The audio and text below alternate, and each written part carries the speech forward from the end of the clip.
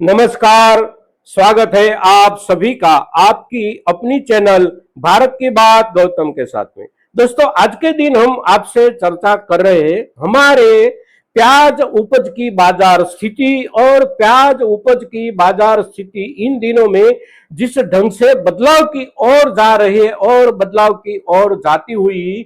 प्याज की बाजार स्थिति का आखिरकार अनुसंधान हम कहां से शोधे, या फिर आखिरकार उसके ऊपर हमारे किसी भी किसान भाई के पास जो प्याज संग्रहित रूप से रखी गई है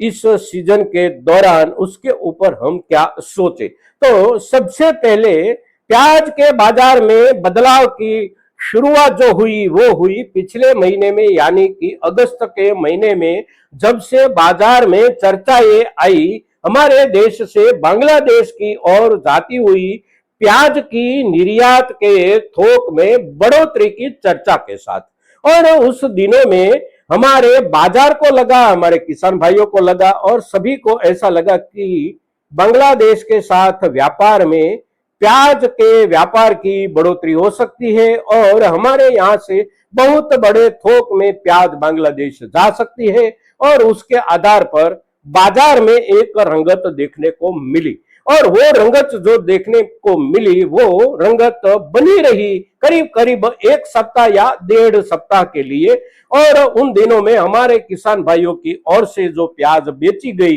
वो प्याज हम देखें तो प्रति किलो पहुंच गई थी 17 रुपये तक या 18 रुपये तक। अच्छी क्वालिटी थी तो हमारे किसान भाइयों की ओर से बेची जाती थी। तो फिर उसके बाद हुआ क्या, तो उसके बाद हुआ ये कि बांग्लादेश की ओर से खरीदारी की थोक को लेकर कोई ज्यादा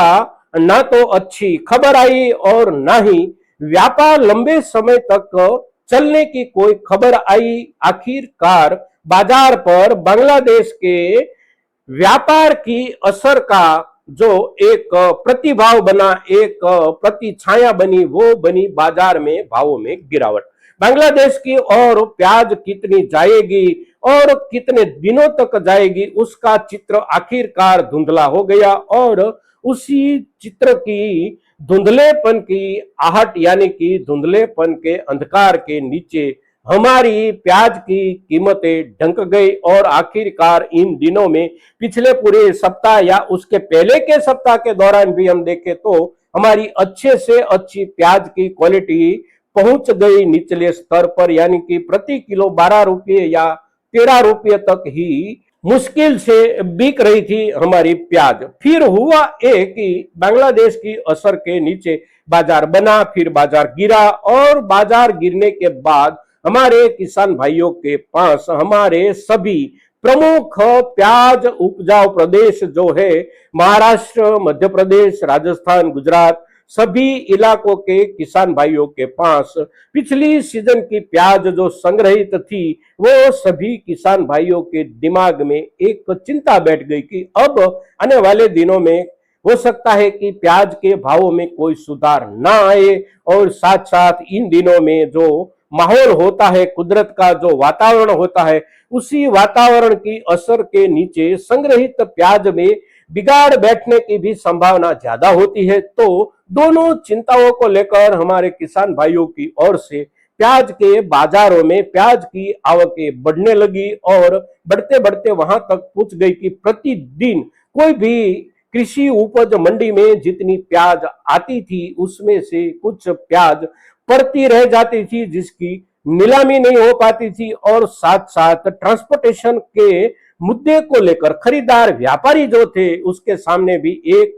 प्रश्न खड़ा हो गया था कि कहीं भी देश के किसी भी इलाके में प्याज खरीद कर भेजनी है तो उसके लिए ट्रांसपोर्टेशन का एक प्रश्न सामने आकर खड़ा हो गया था। तो बाजार से खरीदी हुई प्याज व्यापारियों के पास भी पड़ती रह जाने लगी। और आखिरकार पिछले सप्ताह के दौरान हमने देखा कि देश के जो प्रमुख प्रदेशों के बाजार है, हमारे मध्य प्रदेश के हो, महाराष्ट्र के हो या फिर राजस्थान के हो, सभी जगहों पर प्याज की कीमतें गिरते गिरते वहां तक पहुंच गई कि हमारी अच्छे से अच्छी क्वालिटी की प्याज प्रति किलोग्राम 11 रुपये से आगे नहीं बढ़ पा रही थी, साथ साथ पिछले वाला जो वर्ग था वो वर्ग में बहुत गिरावट देखने को मिली। प्रति किलो 3 रुपये, 4 रुपये या 5 रुपये तक प्याज बिकने लगी हमारी। फिर भी बाजार में प्याज की आवकों में कोई कटौती न आई, क्योंकि जैसे जैसे दिन बीतते गए पिछले सप्ताह के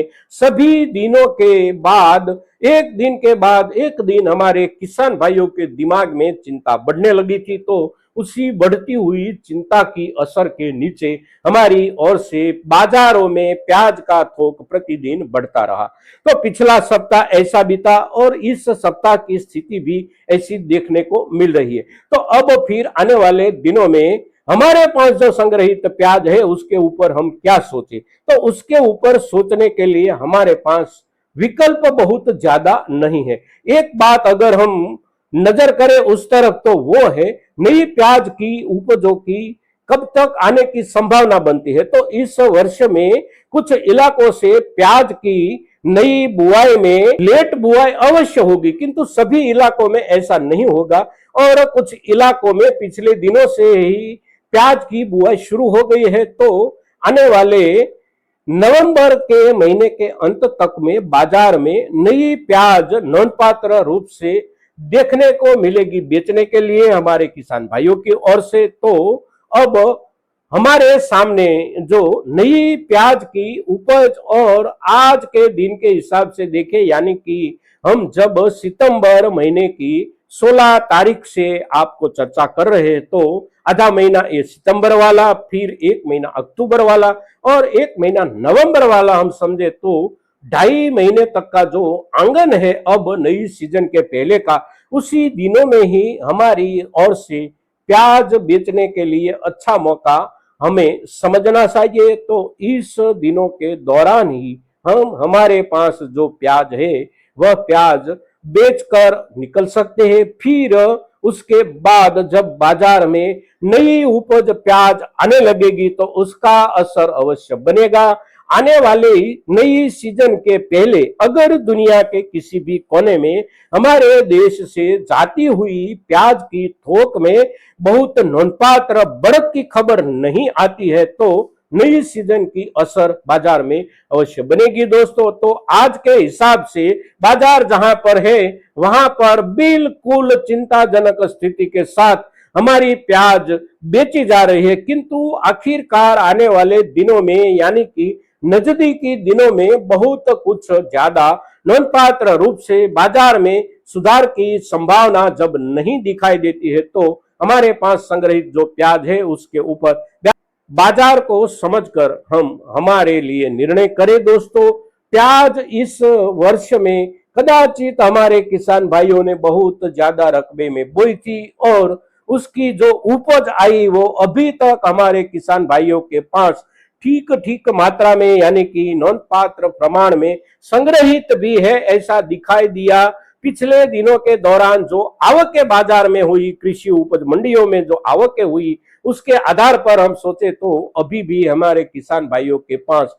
कुछ ज्यादा मात्रा में प्याज संग्रहित है। तो आज के दिन प्याज के ऊपर हम जब आपसे बात करते हैं तो हमारी ये प्याज के ऊपर की चर्चा महत्तम किसानों तक पहुंचे, इसके लिए आपकी ओर से सहयोग की अपेक्षा के साथ आज के दिन प्याज के ऊपर इतना ही। आने वाले दिनों में प्याज के ऊपर खास करके गुजरात में प्याज की स्थिति क्या है और गुजरात में प्याज की बुआई कब होती है और बुआई का आखिरकार बाजार तक उपज का थोक कब तक में पहुंचता है, ये सभी मुद्दे पर हम चर्चा करेंगे दोस्तों। आज के दिन इतना ही। जय हिंद, जय भारत।